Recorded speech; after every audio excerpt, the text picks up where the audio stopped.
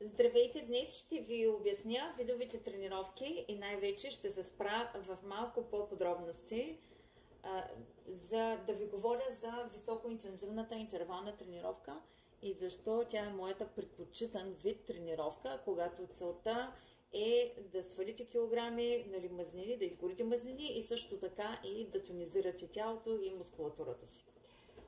Тук вече съм ви начертала видовите тренировки. Значи имаме три основни вида тренировки. Първият вид тренировка е силовата тренировка. Тя е вид тренировка, в който използваме тежести като съпротивление. Също така се нарича анаеробна тренировка. От самото наименование анаеробна означава, че нямаме постоянен приток на кислород. Кардиотренировката е също така се знае като аеробна тренировка. От самото наименование това пък ви говори, че имаме постоянен приток на кислород, защото без кислород няма как да горим мазнини. Значи, целта на този вид тренировка е горене на мазнини. Целта на този вид тренировка е да градим мускулна маса.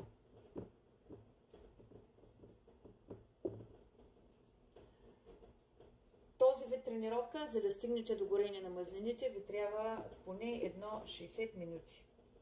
Тоест доста дълъг процес. Също и при първия вид тренировка, ако искате да градите мускулна маса, поне час, понякога стоим в залата и повече от час, но да кажем също 60 минути са необходими. И минаваме на третия вид тренировка, който по самото наименование високоинтензивна интервална тренировка идва да ви каже, че тук имаме интервали. Интервали на висока и ниска интензивност. И сега ще ви покажа нагледно всъщност защо е толкова добра като опция за всички, които нямат достатъчно време да прекарат в залата. Разгледаме сега какво всъщност е хит тренировка. Какво представлява? Тренировката е с различни интервали. Значи имаме интервал от 60 до 90 секунди с висока интензивност. Какво означава висока интензивност? Означава, че пулсовата честота се качва нагоре, но 180 удара в секунда. Следва интервал от 60 до 90 секунди, в който пулсовата честота я сваляме надолу, т.е. тук имаме почивка, но почивката трябва да бъде активна.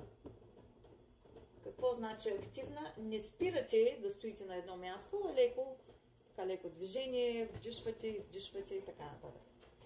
Следва отново интервал от 60 до 90 секунди с повишена пулсова честота и отново едно 60-90 секунди следва с намалена пулсова честота.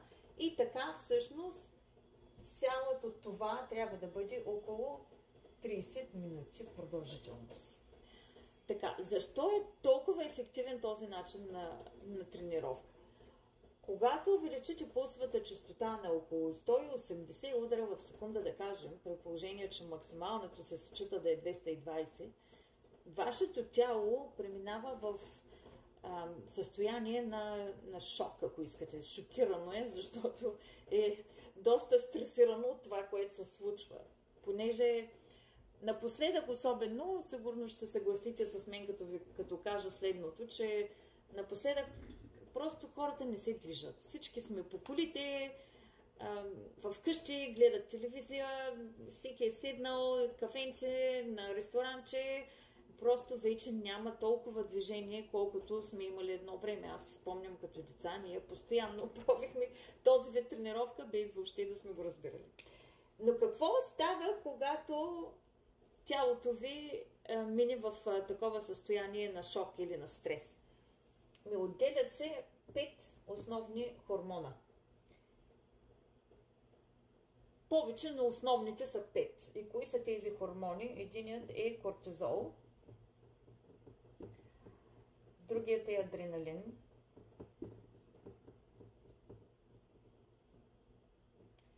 епинефрин,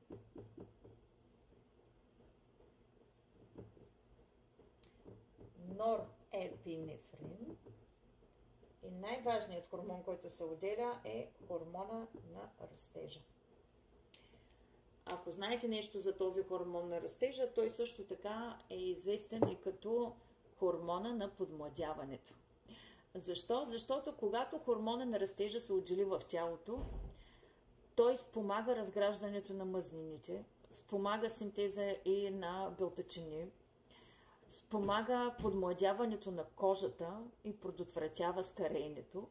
И затова холивудските звезди плащат около $1000 на месец да се инжектират с този хормон. А когато правите този вид тренировка, си го синтезирате сами, без да се налага да плащате за него.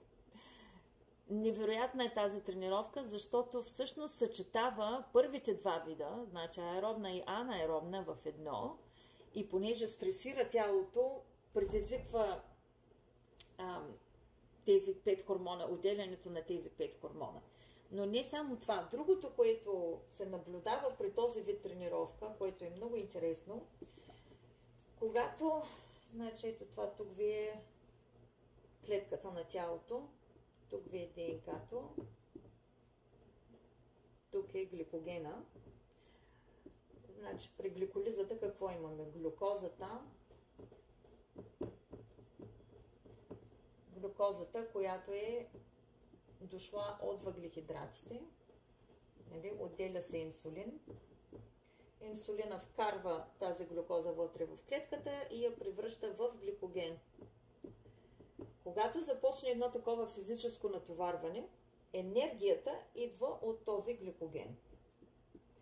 Значи отделя се енергия от гликогена и следва едни доста така мощни процеси в тялото, и за да няма смисъл да ги коментираме, но едно от нещата, които се отделя, е лактик асид, или ние на български я наричаме млечната киселина. И тази млечна киселина,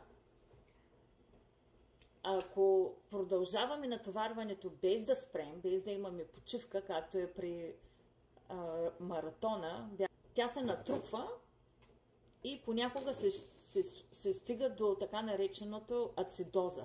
Тоест организма се натравя от натрупването на толкова млечна киселина. Може би сте чували за някои маратонци, които не са били подготвени правилно и отиват на 10 км, да кажем, да бягат и за съжаление падат и умират. И това се получава заради натрупването на тази млечна киселина. При този вид тренировка млечната киселина се отделя в този период, а по време на почивка тази млечна киселина всъщност се включва обратно в цикъла на Кребс и не се получава натрупване. Затова няма да имате толкова голяма мускулна треска, когато правите този вид тренировка.